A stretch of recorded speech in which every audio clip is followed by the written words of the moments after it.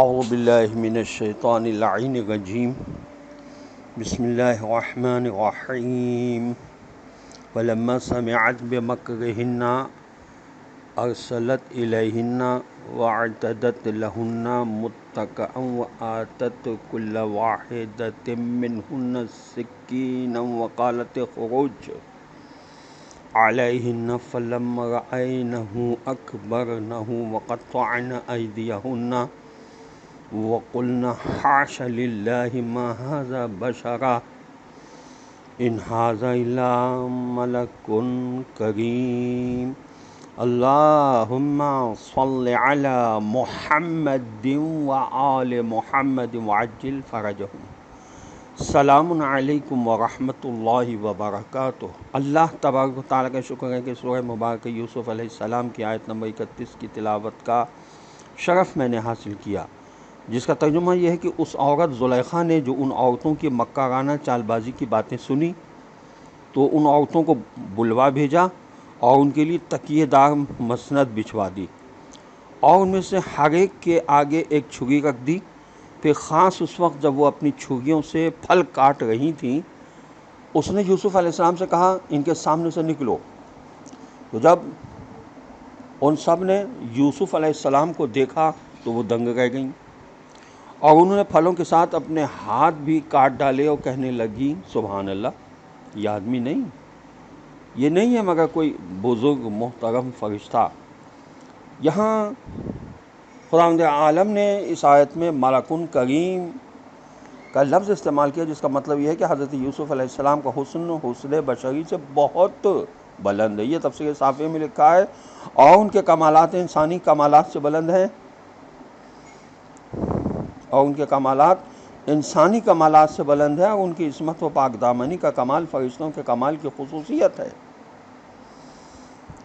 تفسیری تبیان میں شاید کی ذیل میں لکھا ہے کہ زلیخا کا عورتوں کو بلانے کا مقصد صرف حضرت یوسف علیہ السلام کے حسن و جمال کو دکھانا تھا، تاکہ تمام عورتیں قائل ہو جائیں کہ زلیخا مجبوراً یوسف علیہ السلام پر عاشق ہو گئی، کیونکہ یوسف علیہ السلام ہیں ہی اس قابل کہ ان سے عشق کیا جائے۔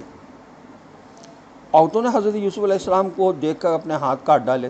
اس سے معلوم ہوا کہ چھری کانٹوں کا رواج مصری تمدن میں داخل ہو چکا تھا۔ دوسرے یہ کہ حضرت یوسف علیہ السلام جو حسن و جمال کا پیکر تھے اور بھرپور نوجوان تھے، ایسی زہد شکن فضا میں بھی کسی حسین سے حسین عورت کی طرف آنکھ اٹھا کر نہیں دیکھتے، جبکہ اس وقت عورتوں کے ہاتھوں میں چھریاں تھیں اور دور پھلوں کے کھانے کا چل رہا تھا، گپ شپ ہو رہی تھی۔ یک بیک ایک ڈرامائی انداز میں ایک نور پیکر حسین بھرپور جوان نظریں نیچی کیے ہوئے داخل ہوا، جس کی آنکھوں پر حیا کے پردے اور چہرے پر عصمت کے سہرے پڑے تھے۔ تمام عورتیں حسن یوسف علیہ السلام کو دیکھنے میں ایسی کھو گئیں کہ ان کو دنیا و ما فیہا کی کچھ خبر نہ رہی۔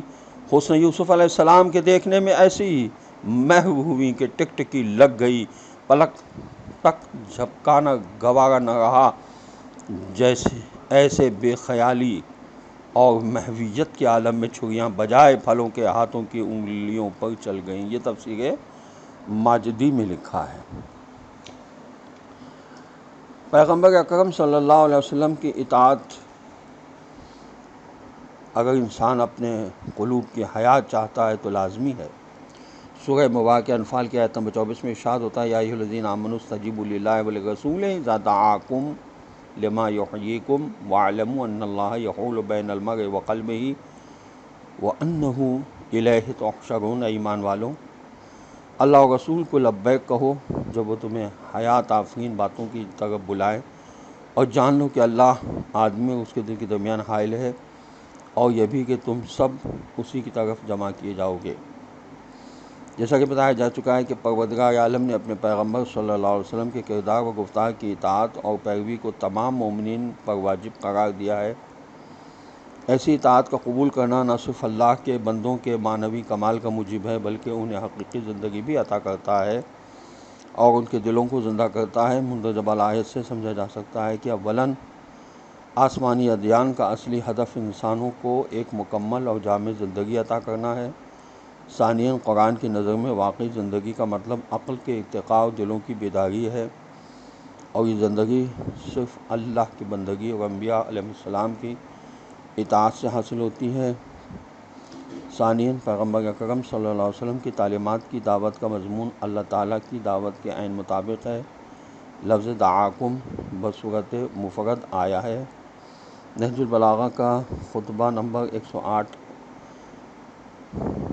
موجود ہے۔